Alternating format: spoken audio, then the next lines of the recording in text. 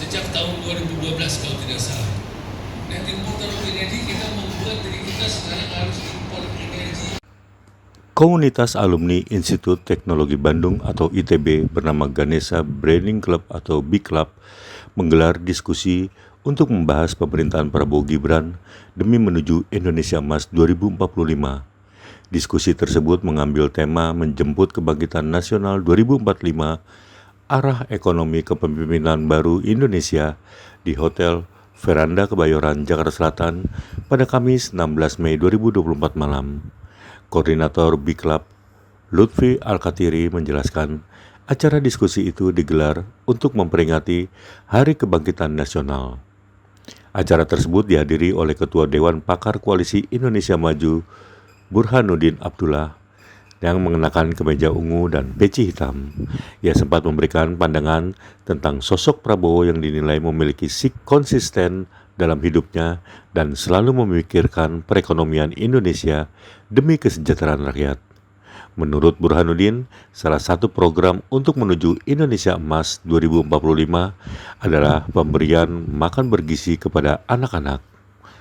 Sebab mereka yang akan menjadi penerus bangsa Indonesia dan harus menjadi SDM yang unggul sehingga perlu diberi makanan bergizi. Di tempat yang sama, Ketua Dewan Pembina Relawan Prabowo Gibran, Khalid Sabidi mengungkap ada 8 tantangan ekonomi Indonesia yang bakal dihadapi oleh pemerintahan Prabowo Gibran. Dan mau berkontribusi dan mendukung pemerintahan Prabowo Gibran dengan apa yang kita miliki, yaitu misal kompetensi dalam hal ini adalah inovasi, ilmu pengetahuan, dan teknologi.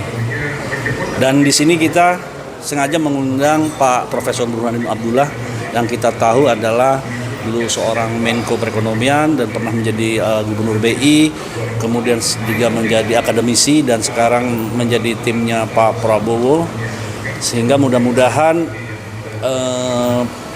pendapat, keinginan dan masukan kami bisa menjadi satu dari sekian banyak kontribusi dari anak bangsa yang lain untuk mensukseskan program-programnya Pak Prabowo ke depan. Mas, ini kalau dilihat dari roadmap-nya nanti pada saat Prabowo sudah dilantik menjadi presiden seperti apa, Mas?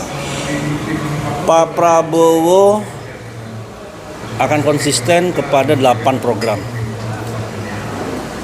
Dan Pak Prabowo akan fokus kepada program makan siang bergizi. Karena menurut pandangan saya, kemenangan Prabowo kemarin salah satunya adalah dari kampanye program makan siang bergizi tersebut, sehingga Prabowo bisa terpilih. Jadi Pak Prabowo selain secara program dan keinginan untuk memang anak-anak Indonesia bebas dari stunting, kemudian mereka bergizi dan menjadi anak-anak yang lebih baik, juga harus memenuhi janji kampanyenya. Jadi ada 2 dimensi memenuhi visi dan misi, satu lagi dimensi memenuhi janji kampanye kepada para pemilih dan rakyat Indonesia. Yang kemarin hari ini kalau nggak salah ya, tadi Prabowo bilang di forum di Qatar kalau optimis katanya bakal naik 8% nih perekonomian. Mungkin nggak sih, Mas, kira-kira? Saya meyakini di tengah suasana demokratis Indonesia dan kita punya keunggulan, kesempatan dalam momentum dunia ini, bahwa kita punya lahan sumber daya alam yang luas dan punya sumber daya manusia yang banyak. Kalau dikelola dengan baik oleh pemerintahan yang akan datang, saya pikir target 8% pertumbuhan dari Prabowo saya yakin bisa terpenuhi. Dan menurut saya Pak Prabowo realistis ya, kan kadang-kadang orang bilang 2 digit, kadang-kadang gitu ya, 10. Tapi menurut saya Pak Prabowo mungkin sudah menghitung bersama timnya dan melihat, memandang bahwa Indonesia bisa menjadi negara yang meningkatkan pertumbuhan ekonomi 8%. Kan sekarang tuh kalau nggak salah 1 juta 500 sampai 1 juta menyerap lapangan pekerjaan akan meningkatkan 1% pertumbuhan ekonomi.